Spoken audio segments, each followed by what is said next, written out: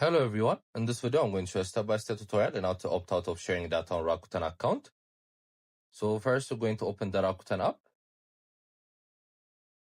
Then once you're here, going to click on the account section on the lower right corner. Then here you're going to scroll downwards until you find privacy preferences. Then you're going to click on it. So sometimes they're going to ask you to log in, even for privacy preferences. Then here you're going to click on the opt-out option. So as you can see, it's going to be a less personalized experience since they won't share any of your information to third-party apps. So any of your information will be saved to you and you only.